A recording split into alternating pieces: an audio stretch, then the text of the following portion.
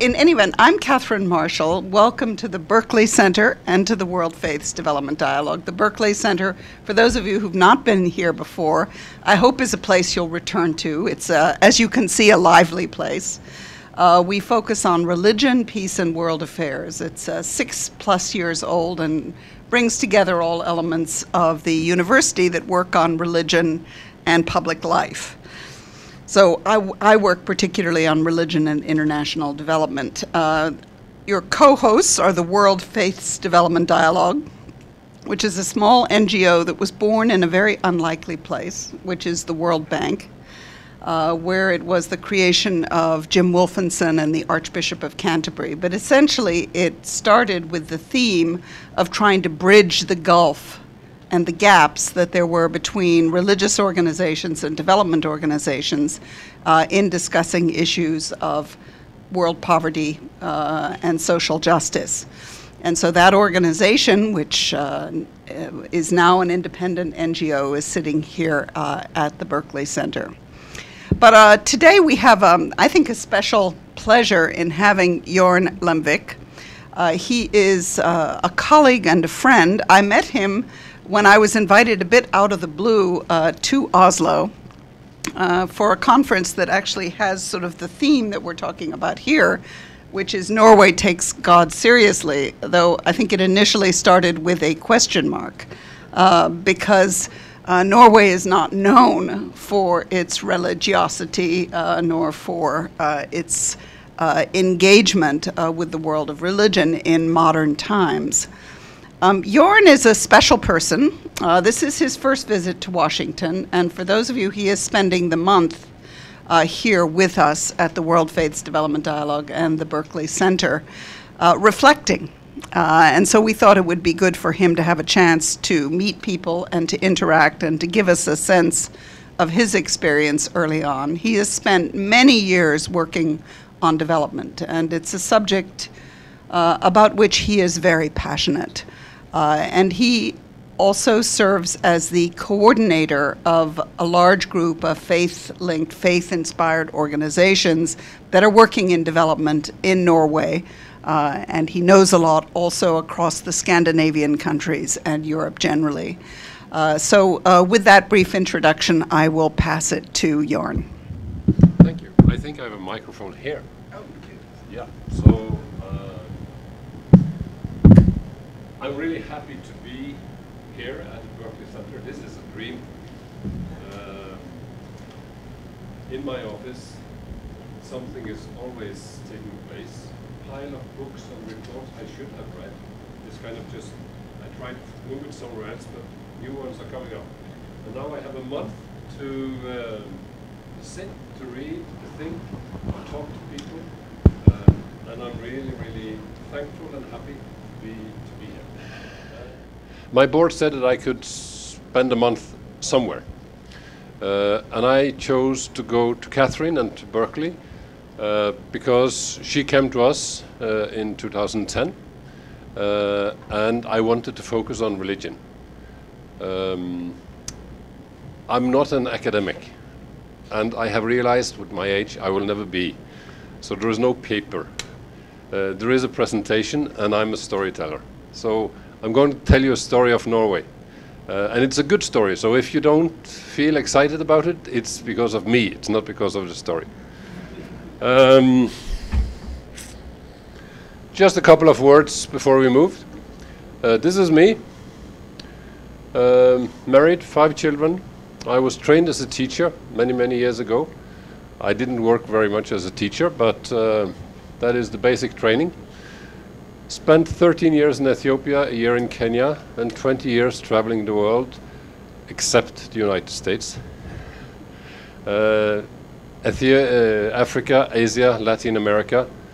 My fields of competence, leadership, communication, organization, conflict resolution. And now I work as a General Secretary of Digni.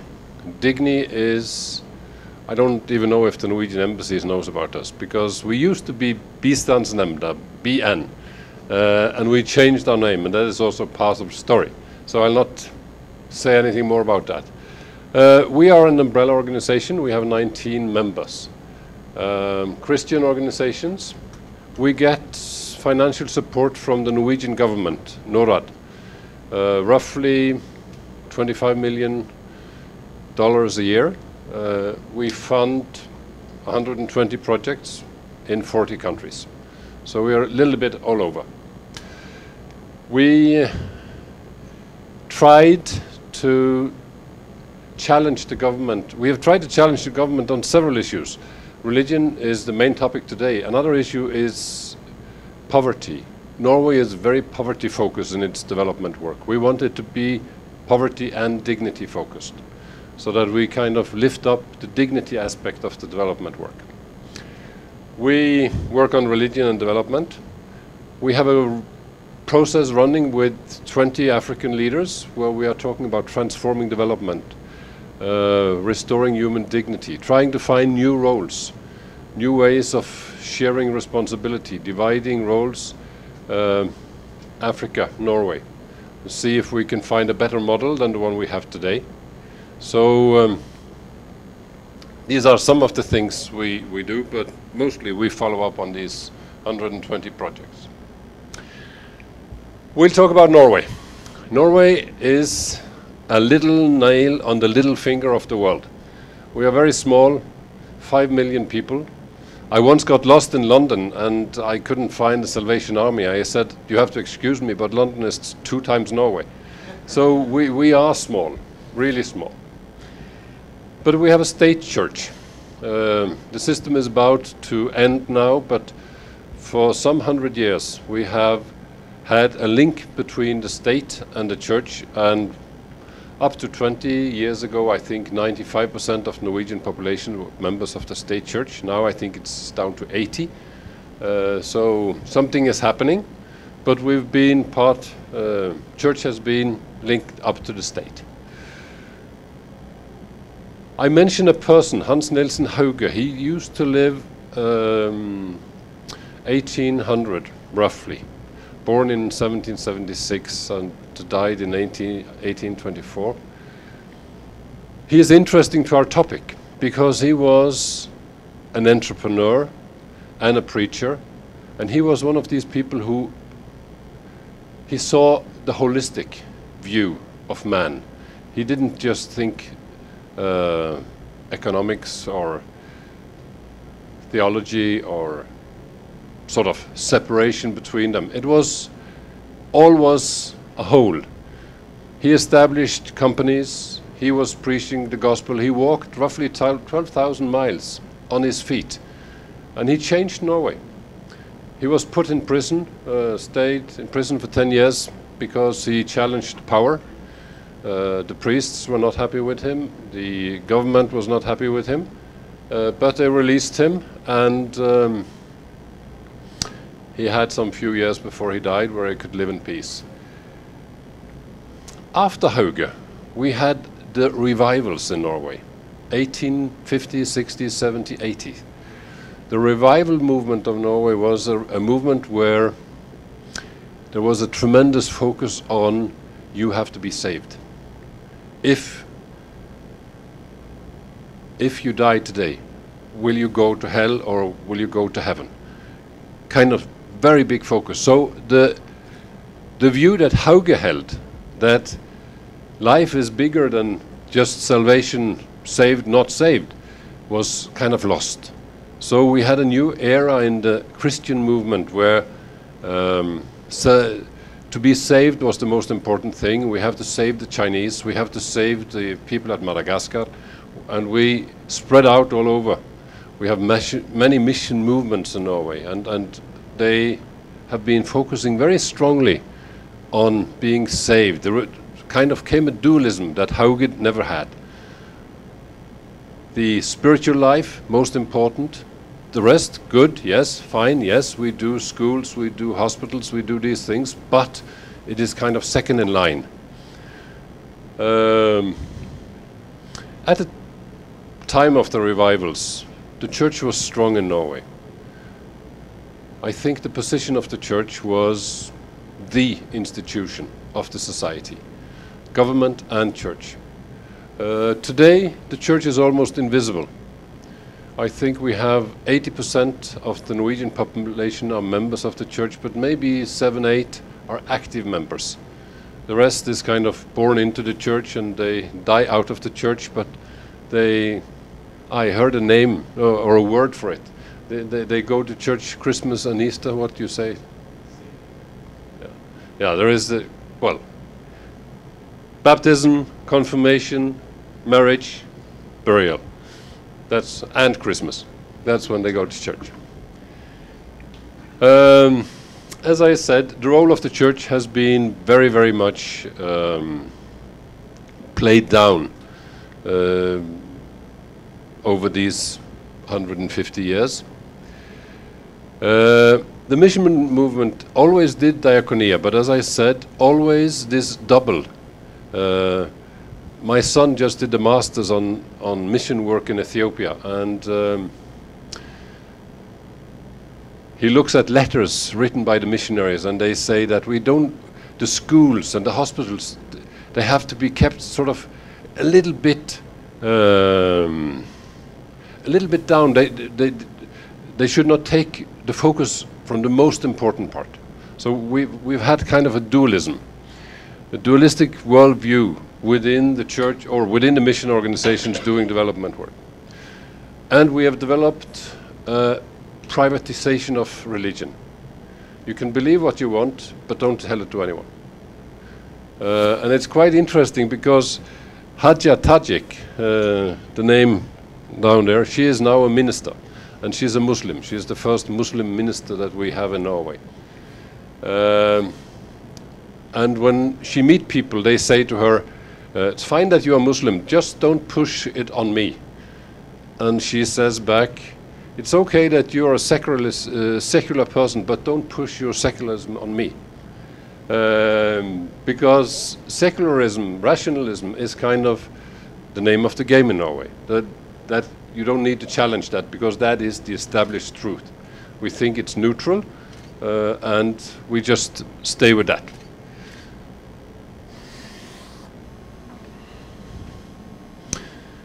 Development.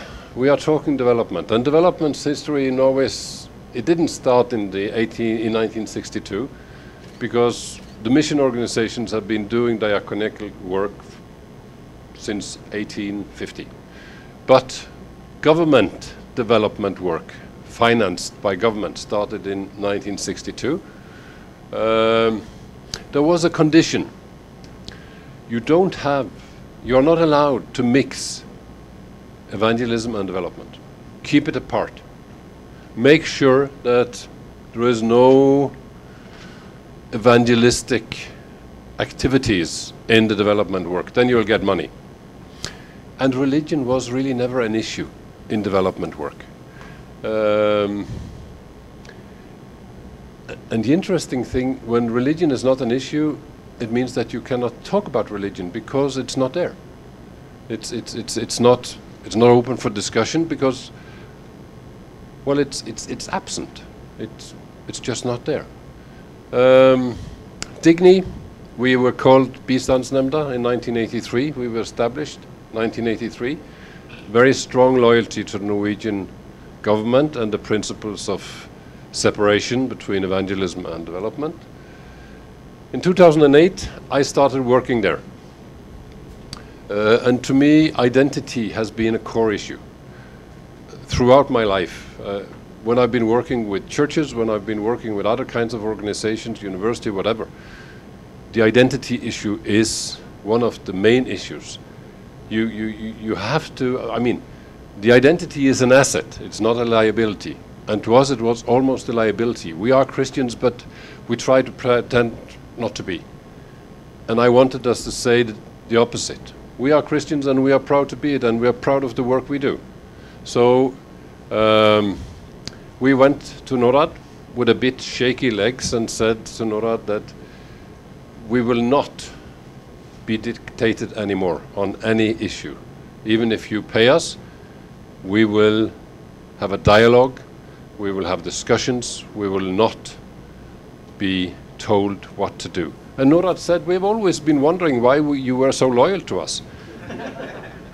We don't need organizations that are loyal. We need organizations that can challenge, because if we are going to develop this work, we need to be challenged. So I decided to put it to a test: evangelism and development. This is how it looked when we came to the meeting in 2009. Never, ever cross that red line. So I thought, maybe if I just go down with that model, we will have a fight about the model. So I worked out a new one. I tried to say that life is holistic. Life is one. Life is not evangelism or development or this or that. In Norway, we have a tendency to see me as a father, as a husband, as a leader, as a friend, and we make separations. And I'm trying to say that there is no separation. I'm the same person, whether I'm a father or a friend or whoever. I don't like this separation business. I am one. I am not many. And the same thing with development work. Development work is one. And in this circle, you will find proclamation, you will find development. But my challenge to Norad was, let's forget about the line. Let's forget about theory. Let's look at real life and test us on our footprints. Look at what we do. If what we do is bad, tell us. And if it's really bad, take away our funding. We don't want to do real bad work. But if what we do is good, let's continue to do it. And I also challenged them and said, all organizations proclaim messages. It's not just the Christians. So why do you treat us so special? We are not special at all. Next week I'll be going to the UN and I will meet with Dr. Assa Karam. She was in a conference in Europe last year, I think, and she said, I don't understand this evangelism business. UN has been evangelizing for years. So they've had a message and they've put it across. So what's the difference? And that was my challenge to Norad. Look at footprints. Don't look at theory. Don't look at documents. Go and see what we do. And if you like what we do, let's continue to do it. And they accepted. So they liked to be challenged. And we were happy. That was 2009. In 2010, there was a meeting. I don't know how it's in the US, but sometimes we are called to the Ministry of Foreign Affairs. And this time, the Minister of Foreign Affairs and the Minister of Development, they called 30 organizations for a meeting. And their question to us was, how can we reach the development goals, Millennium Goals? And we sit in a room like this, and we are roughly 30 organizations represented, and the two ministers in front, and each of us are given 3-4 minutes to say something. And I think I was roughly number 20.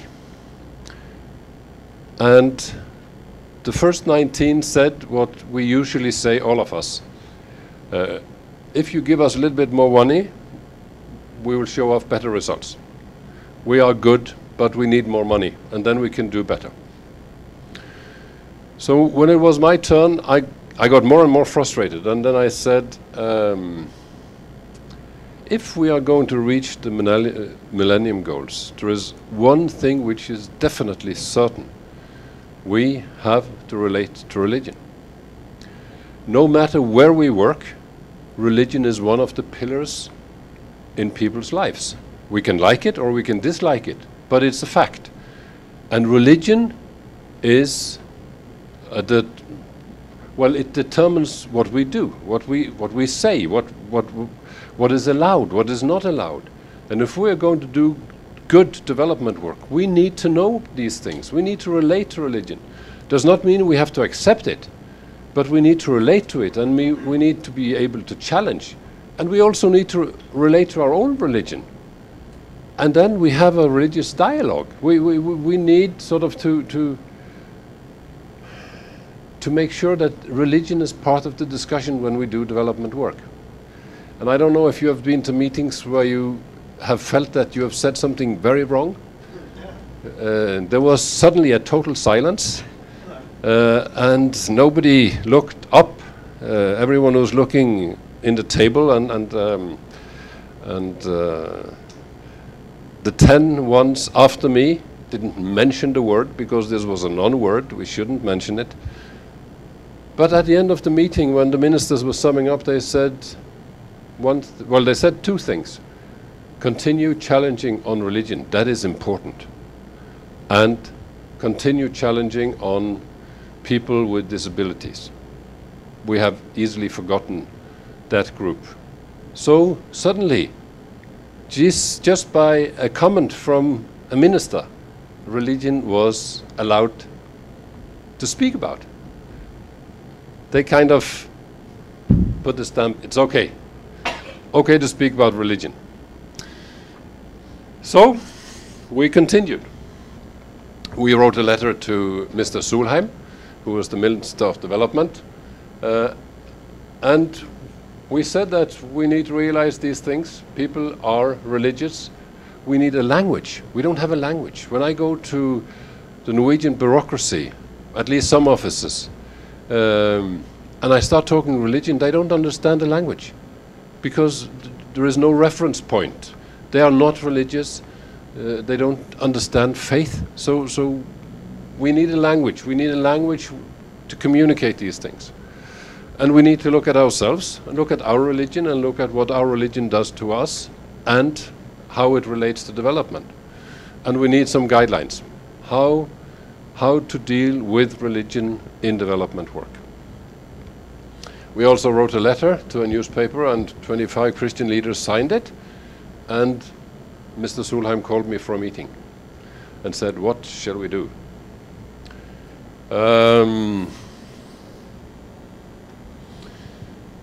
We invited him and Catherine Marshall and some others for a conference. 2010, I think, in fall. We tried to make it a non-Christian thing. Because if we fight for the Christians, we would lose. They would only say that we are fighting to get more money.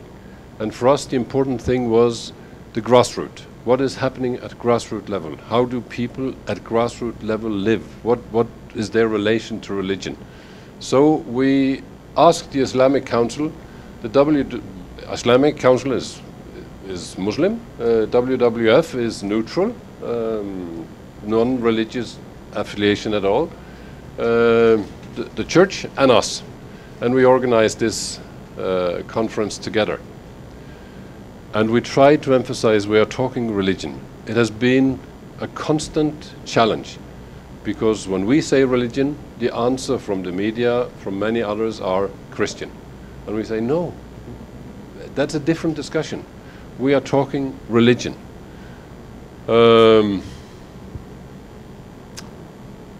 It's interesting because we called some politicians for a panel discussion. And if that panel discussion had been held 10 years back, all of them would say that religion is not interesting. Suddenly all of them said, religion is interesting. We need to talk about religion. It's important. And after that conference, a little bit later, some months later, the heading of this mini seminar, Norway takes God seriously. I think it's for the first time in Norwegian history that there has been an article signed by a minister saying Norway takes God seriously. And 1.5 years back, religion was a non-issue. So it was really interesting. And he said, we recognize that people are religious. We need to educate our bureaucracy on religion. We need a project to learn more. So we asked the Oslo Center for Peace and Human Rights to organize a project on religion and development. We had a source group. I was a member of that group. That was really challenging. As I said, I'm a non-academic person. Academic persons are different from me, and faith persons are different. And we were trying to talk together, and we didn't find the right language. And if we used words, these academics came in and said, "What do you mean by that word?" And then we had the discussions about these words, and we never sort of got around it. But finally, there was a report. I'll come back to the report. We had some discussions internally. Digni had been working from 83 to 2009 based on a principle of division of evangelism and development, internal division. Our staff, they were thinking mixing religion and development is unprofessional. And suddenly there was a man saying that it is unprofessional not to mix. You have to see these things together to be a professional. And that was not an easy turnaround. So many of the staff in our office, we have challenged each other for, well, since 2010. Now I think the battle is over. Now I think you can ask any staff in our office and they will say it is unprofessional not to see religion as part of development work. But it hasn't been easy. We've had a constant challenge from academia and also from media. You are just trying to get more money. You are just trying to make it easy for yourself. You are not really interested in this religion business, but you want Christianity and you want money and you want... And we've been trying to say, this is not the issue. The issue for us is religion. We are Christians and Christianity is a religion. So definitely we are included in the religious discussion, but this is much wider, much bigger than us. This is about what's going on in these 40 countries where we are working. How can we make sure that we reach better results? How can we make sure that we start in a better way when we come into a local village, into a local area? At the same time, we changed our name. And that was because the old name was not a very good name. It was a Norwegian name. We had to translate it into 4 languages. And the English version of our name was Norwegian Missions in Development. And suddenly we heard from the NORAD office that Norwegian missions are Norwegian embassies. You are not allowed to use Norwegian missions in your name. So we changed it and we wanted to lift up this dignity issue. So Digni is a Latin short form of dignity.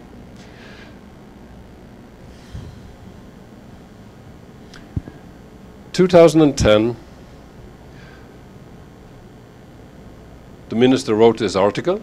2011, he gave an interview. And this is shocking, because he is saying, organizations that do not take religion seriously in their work will lose support from the government. If you go 2 years back, it would be organizations that do mix religion and development will have problems getting funding. Suddenly, it is totally reversed. One thing is what a minister's saying. Another thing is what's happening in real life. So we haven't seen so much of it, but it's interesting to see the change. And from the ministry we heard, Ministry of Foreign Affairs, when Norway is going to recruit new ambassadors, they will need to know just as much about the religious situation as they know about politics and economic and the rest of it. So suddenly, religion was on the table. And I think, I don't know if it was this year or last year, I think our Minister of Foreign Affairs, he put religion on the agenda when he met with all the ambassadors. There is an annual meeting, all the ambassadors are called back to Norway, and suddenly religion was one of the issues. So there has been a dramatic change when it comes to words. And there has been a dramatic change when it comes to opportunity to speak about religion. The project that was established, it was running for 2011, 2012. It looked at mission and development religion and peace, religion and human rights, religion and economic development. And there was a report out 1 month ago. Yeah, I think 1 month ago. Recommendations. Training on religion or faith issues must be given to all staff at Norwegian embassies. So it has to be part of their basic training. So when people are recruited to the ministry or for service in embassies, the recommendation is these people should get training in religious matters. Embassy staff at different embassies should be given training locally so that they can know the local situation. The first point is a general knowledge. Second point is local knowledge. If you are working in Pakistan, you need to know what's going on in Pakistan. How does religion affect the situation in Pakistan? How do you need to relate to religion in Pakistan? There is also a recommendation saying that when there is strategic or policy discussions, religion has to be included and resource persons has to be included in the group when these discussions are taking place. The sharing of knowledge between the different departments of the ministry has to improve. We need to do more research because we know very little. I mean, we didn't know anything for 50 years. So there is a need to sort of find out what's going on at Berkeley, what's going on in the Netherlands, what's going on in other places around the world where they've been doing this, and how can we get on board to do more research. And we need to have checklists on religion to ensure that when we do analysis, when we develop new policies, documents, religion is part of it. So, a fantastic story in many ways. From religion is not an issue to a situation where religion is absolutely an issue. The minister said, unless you relate to religion in one way or another, you'll lose your funding. But we have other issues in Norway. One of them was there was a problem in the Socialist Party. And Mr. Solheim is representing the Socialist Party in Norway. So suddenly they took him from his position as minister and they put in a new one. The new person says religion is important. I am an atheist. I will try to keep up the focus, but his heart is not in it. So we will see what that means. We also had a challenge in Norway on the health system, or the structure of the health system. And they thought that Mr. Støre, who used to be the Minister for Foreign Affairs, that he would be a really good Minister for Health, so they moved him. So within a month or two, we have 2 new ministers. And these 2 have both been instrumental in bringing up religion. And the 2 new ones, that's not part of their track record. Religion has not been there not very visible, at least. So we don't know. We will try to push. We will try to keep the discussion alive, but we don't know what's going to happen. And we have a new election coming up next year. And I mean, you're in the middle of an election campaign. It's very difficult to know what's going to happen. In Norway, if the situation of today will be the situation when we have the election, we will have a right-wing government. And the right-wing government has been very clear. Trade, not aid. At least if the ultra-right is part of the government. The right party says reduce number of countries. Let's concentrate on 15 perhaps instead of 120 or 20. If we can concentrate more, if we can coordinate more, if we can work together in a different way, we might see more results. So we are in a kind of a limbo situation just now. We don't know. We are really happy about what has happened, and we are trying to continue to push to keep the momentum, but we don't know how these two new ministers will engage. They have a one-year term, and then the election comes up. And we have started working also with the right-wing parties to be in position on this issue if they take office. So is Norway still taking God seriously? We really don't know. What we do know is I think the process is irreversible. I think what's happening in Europe, what's happening here, what's happening in other places will keep religion on the agenda.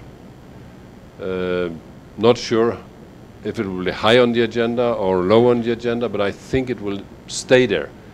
And when I go back to Norway now in November, the Swedish Mission Council and the Danish Mission Council will come so that we can plan for Scandinavia. How do we deal with religion in Scandinavia? How can we help each other to keep up what has happened in Norway and also lift the same issue in the other countries? A couple of interesting observations. I was approached by health and psychology people saying, what you've done to development in Digni, could you do that also to health and psychiatry, psychology? Because we don't have a language for this. And it's seen as unprofessional to link faith to psychology or psychiatry. And we know that it's wrong, because we know that faith matters. I mean, real life shows that faith matters. But our training has not included faith, and we do not know how to handle it. So could you help us? And as I said, it's possible to bring up the topic, and many people talk of religion very naturally. They were silent 2 years ago. Now religion is, of course. We need a language still. We see that when we are going to the ministries, when we are discussing with politicians, we have a challenge. So we are still working on the language issue, and we need a discussion on guidelines. We will probably, from Digni side, try to organize some training so that we can offer that to the Ministry of Foreign Affairs and to NORAD to see if they would be interested to take these courses, and it's a follow-up of the report that we've been doing. That was the story of what was going on in Norway. This is just a quote. It's a good quote. I think it relates to any situation, also a religious situation in a local setting. If we want to see change, we need to knock the door of those who live there. And they have to open up and let us in, and we have to try to understand them. And when we do, we can start asking questions, not necessarily giving answer, and we can have this dialogue that can take us forward. Thank you very much for listening. If you have questions or if you have comments, I would be willing to answer as much as I can. I'm wondering, do you have any sense why Norway sort of lost its interest in religion and became less open to discussing it? And then we see some of those things changing today. Obviously, there's some change, and they're more open. I'm just wondering, why did it happen? Why did it drop out, and now why is it simply coming back?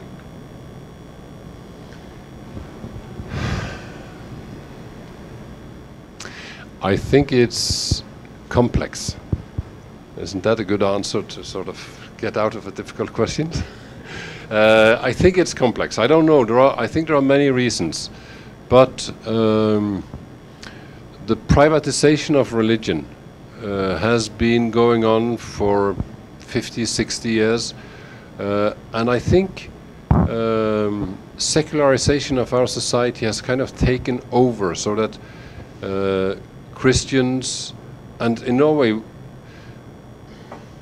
up to 30 years ago we were only Christians.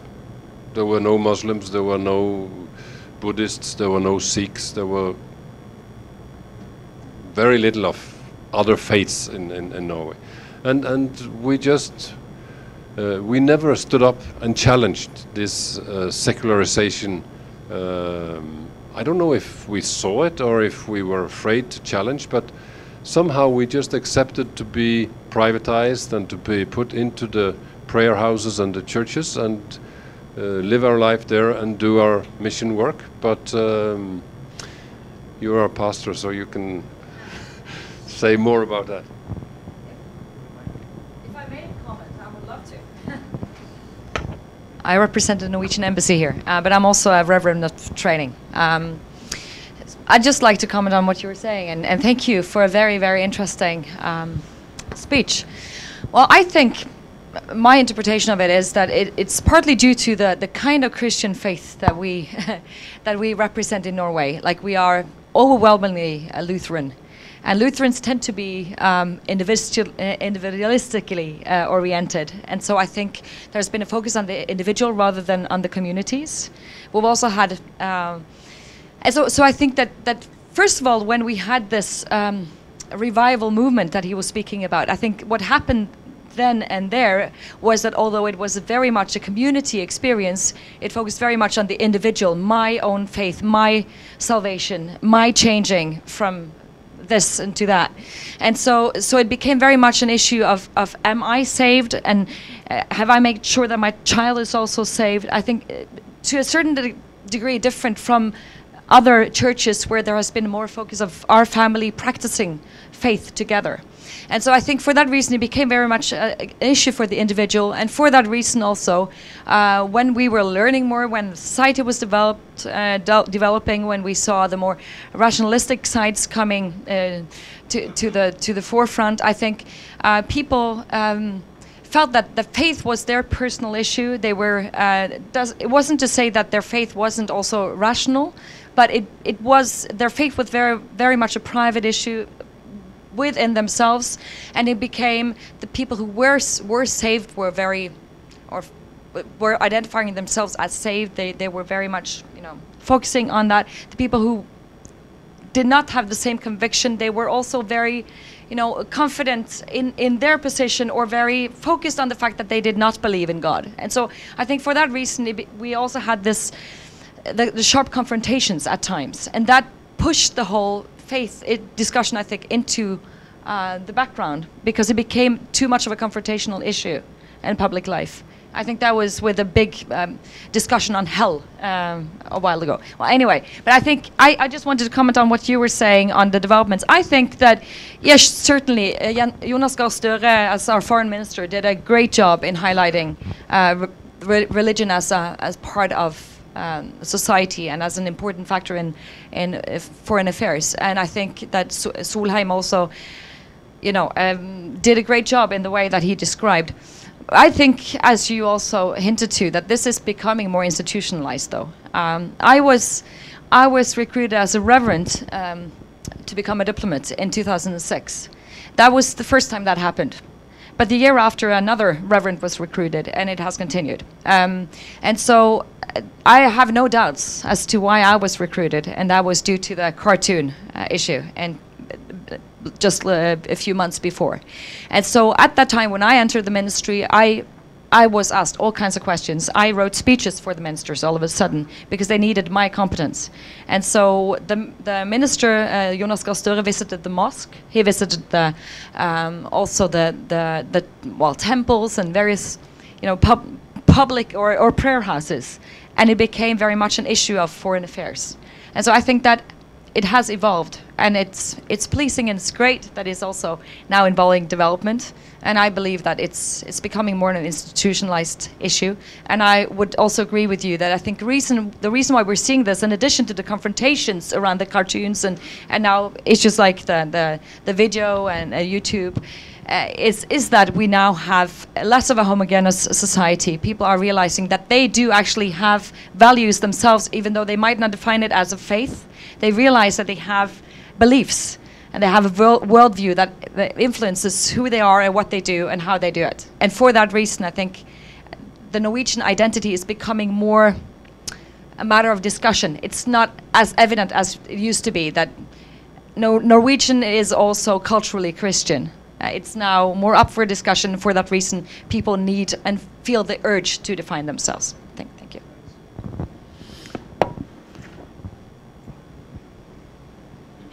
Just start somewhere, and then the mic can wander. Thank you. I was hoping you could give a little bit more specifics, or go into more specifics about what it means to put religion back on the agenda, because there's one way that I was hearing it, and I don't know if this is the case. It seems like it's secular Norwegians talking to other secular Norwegians about another religion like Islam. And I wonder how much can you actually do with something like that, because that's a very static notion of what religion is. And to be outside of the group and to be discussing it in some sort of way with other people who are outside of the group, there's a way that it's almost like you're not looking down, but there's a stance that you could take where it seems like you're thinking, these crazy people have this thing called religion. We need to understand what it is. I mean, so how do you put religion on the agenda in a way that's serious and actually looks at the day-to-day lives of these people in these other countries that you're trying to help? If I gave that impression, I'm sorry about it. That was not intentionally. What we have done in Digni is that we are an organization funding projects. They have to submit plans and reports, and we have put on plans and reports that they have to answer questions. And that is not the Norwegian organization, but they are usually working with a local organization. And the local organization has to do some research within the area of the projects or programs and say something about what kind of religion do we find,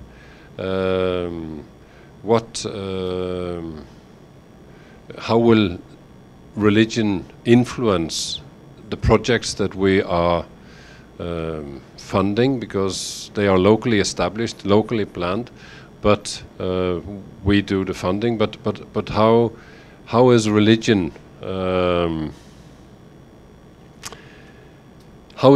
seen in the project, and how will it affect what's going on in the project? My stand is,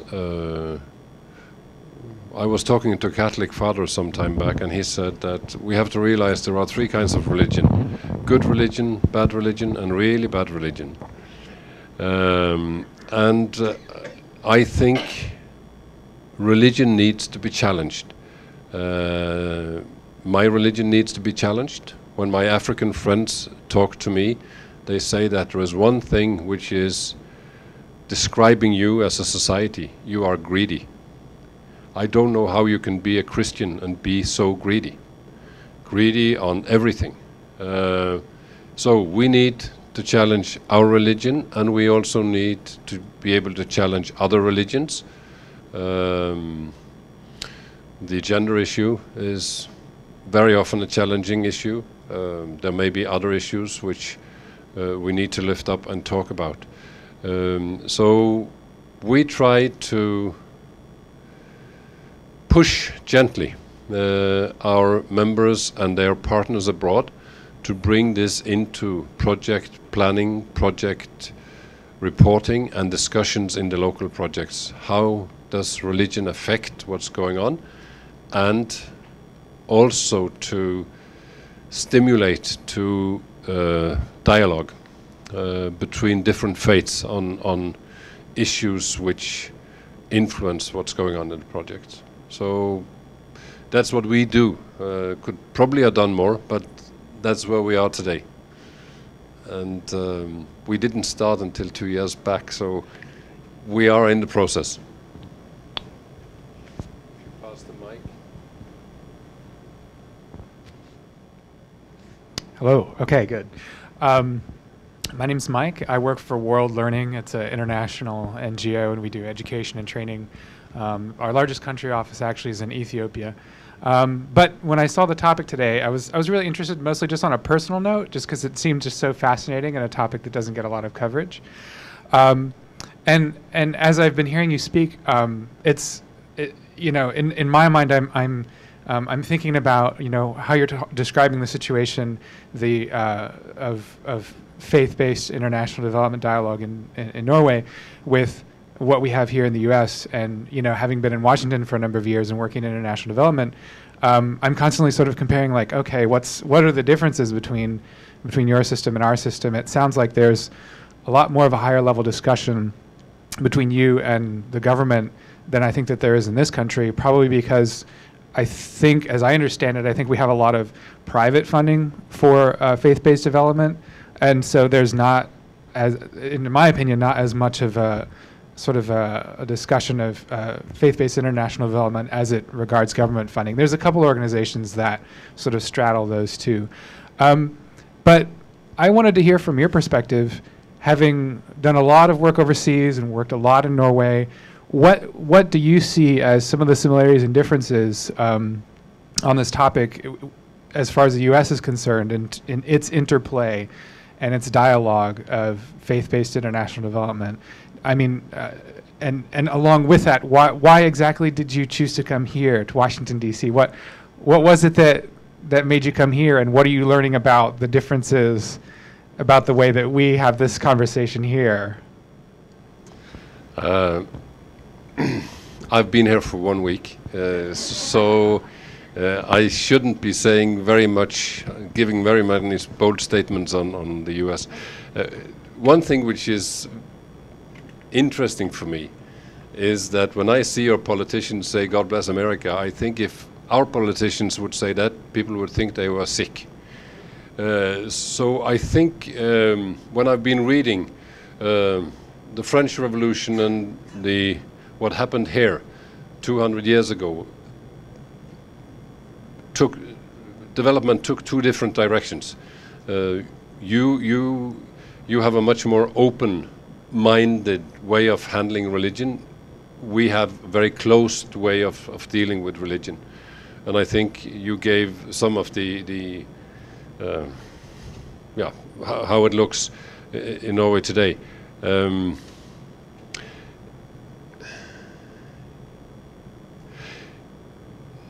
Part of my pushing this issue was my life abroad, because when I was living in Ethiopia, religion was the most natural part of life. I could take a taxi from the airport to town and we talked, are you a Muslim, are you an Orthodox, are you, what are you, what do you believe in? And it affects everything we do. You find the Virgin in the front of the car, or you had all these signs of the prayer things and all this. So I think my dream is kind of to open up, to be part of a push in Norway to say that we need to get back into public space. Religion needs to get back into public space. We need to say that it is part of me to be a Christian, and it affects the way I think, it affects the way I evaluate things, it affects the way I decide. So I need to be allowed to say that, to put that on the table. I don't know very much about you, but it seems to me that these two revolutions took two different paths, and there is a great difference. And I think it's right what you're saying. We have sometimes been sitting looking in our office at all these American trust funds, saying, is that a place where we can find money? Because we don't have them in the same way in our country. We are 5 million people. There are some rich people, but we don't have this access to these kind of funds that you have. So my organization is 100% dependent on government money. We don't collect not even $1. Our members are collecting money, and they don't want us to compete with them. So we are kind of in between the rock and the hard place. Government sees us as there, members sees us out there, and we try to find a good working environment in between the two. So I don't know about US, but you would know much more about US and Europe. Just one comment. I was yesterday at a training session or something at the Foreign Service Institute, and some of the issues are very similar, that the vocabulary and the understanding of how you think about these huge religious traditions is almost completely gone from the diplomatic service and from the training programs, including many at Georgetown. It's in the Foreign Service, School of Foreign Service, it has not been a part of the expectation that you would come out with some religious literacy, and there are very few people with religious background who are recruited. So that's one of the top priorities, is to get some expertise, but it's easier said than done. We'll have to compare notes on that. But I wanted to ask you one question, because you used the word in your early thing, evangelism, which in some ways is the issue that people are allergic to when they talk about religion. But I think you're using it in very different ways. Because when it's used here, it's this word proselytism or evangelism. It's used to mean active efforts to convert, which is equivalent to religious freedom, which means that Mormons can go and go door to door in any country saying you should become a Mormon. That's religious freedom. When it comes to development, the issue is it particularly when people are weak or poorer, and the motivation is to convert to your faith, that is the red line here. But I think you're talking about something different, which is much more integrated into the language and the vocabulary, rather than my faith is better than yours and you should therefore become a Lutheran. You should not become a Lutheran.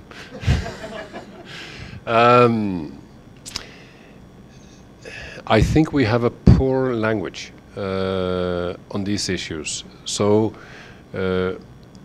when you put this on the agenda now, I can see very clearly that I'm using the Norwegian words, translating them into English. My message to the ministry and to NORAD was, I want to be able to be a Christian at work. I will not misuse funds for proselytizing.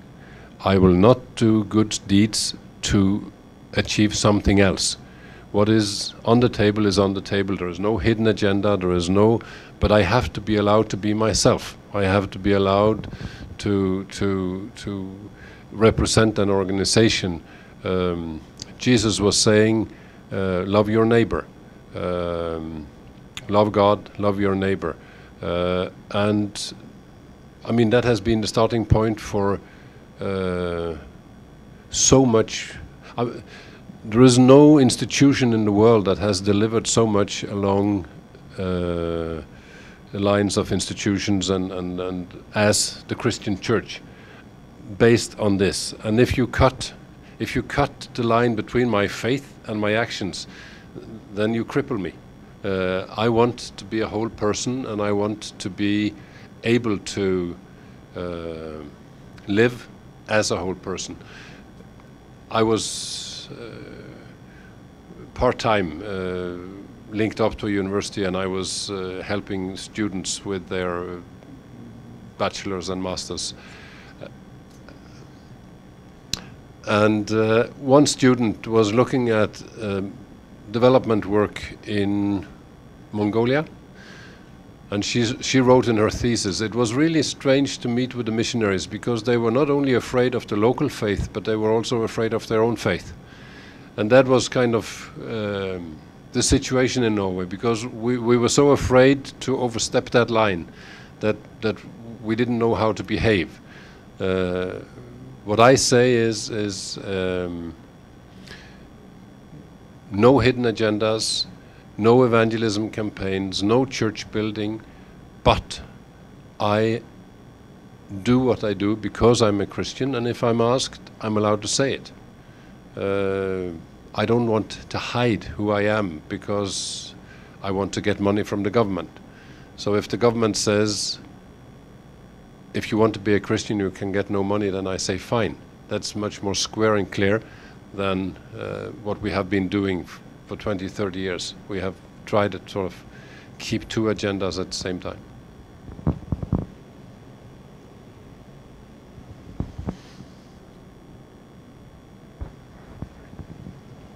Sorry about the acoustics in this room. We're going to fix them. Thank you. Thank you so much. It happened that I'm born in Romania. For the last 40 years, I did not visit my country. But coming back to your country, so I spent back and forth 10 years in Norway, at also research back office and so on. And I started in '96 when the book about Hans Nielsen Hauge was published, and even the king mentioned it and so on. And I did not see hostile attitudes. Very interesting, Hans Nielsen Hauge is the founder somehow, and unique in Europe, only in Czechia or maybe Romania finds it, Christian emancipating a nation. I don't think I exaggerate. So, is it also, you have this background, but for the last almost 70 years, you had a government more or less always social democrat, and much influence, Marxist influence sometimes, very strong. Anti-Christian, but you preserve the individual faith, you don't touch it.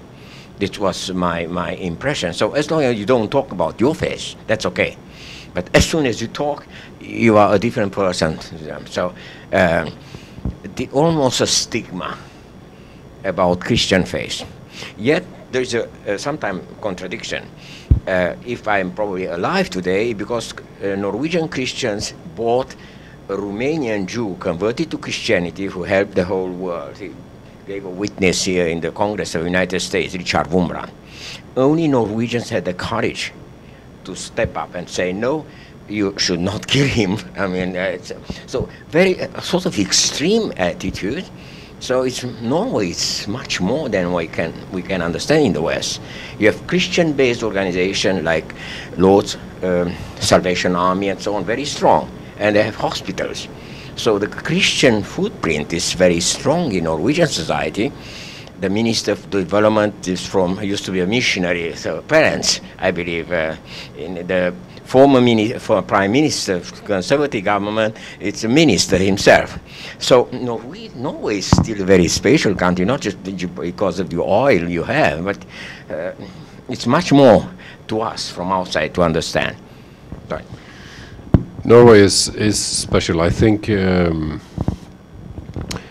if we look at the Norwegian history, we would say that there are two forces that have shaped our society, the church and the labor union. And in the 1850s and onwards, they were working more or less together because it was a Christian country. I mean, even if you were a labor person, you would still be a Christian. So labor union and the church has in many ways been shaping the country. As you have said, or at that time, a lot of institutions were established in Norway by the church or by church-based organizations.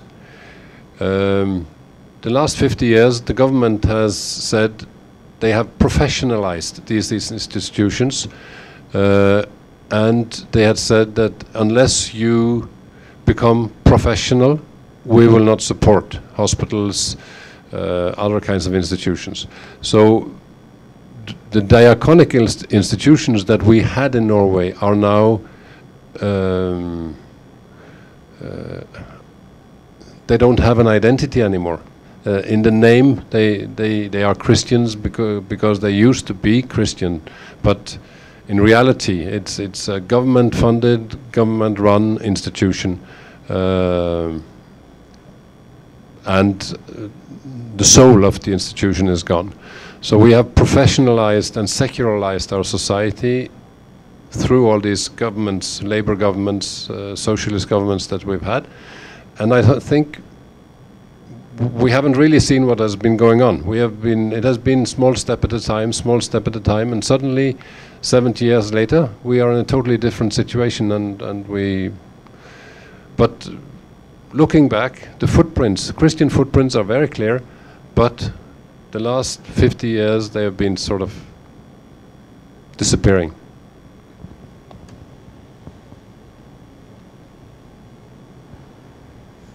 Let's take one more and then I think we should.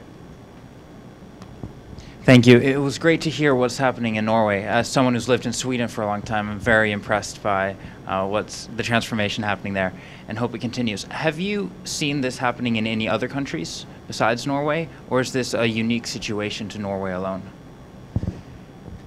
I think Switzerland started, Netherlands continued, England has been running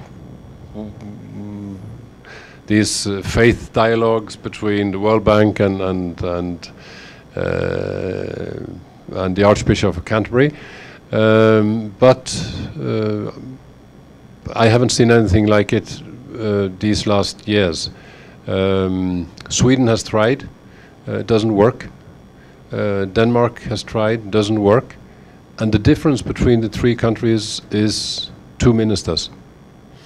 So what was fortunate for us was that when we knocked the minister's door, he was interested. When Sweden knock or Denmark knock, they're not interested. So what Digni did was just knock the door. It has been, the minister has been running with the ball, and I think that is the difference. But in our part of the world, I haven't seen anything like it. But it may stop just with this change of ministers. It could stop the whole push that we've had. I think it is institutionalized in a way, but it can go much slower than it has been going up to now. Just to add to that, there clearly are two sort of currents. One is what I would describe as the awareness that religion has been completely outside of the vocabulary and the discussion and the training, and that it makes it difficult to discuss dimensions of life that are important both to the people working on it, but above all to the people that you're trying to help. The second impetus is clearly coming from Iran, 9/11, the large Muslim minority. So virtually every European country in one way or another is having to confront these issues. Actually, the other one is the Netherlands. But again, the way it's handled is terribly personal, depending on the character of the ministers. And I mean, even France has the largest Muslim minority in Europe, and France is by far the most secular, aggressively secular. But France, the Ministry of Development, the Agence Française de Développement, is just about to have a meeting about religion and development. They've been flirting with it for some time, but they haven't. It's not the kind of new paradigm which you're describing of saying, look, we just have to look at these issues in a different way and take down the walls. So it's an interesting challenge. I think that we could go on all day, and hopefully we'll continue this discussion for the month that we have the good fortune to have you with us. As I said, we scheduled this very early in Jørn's visit here so that you would have a chance to get to meet people. And I hope that we will continue. Thank you so much for a fascinating set of stories and a rather heartening story with a slightly sad ending, but thank you very much.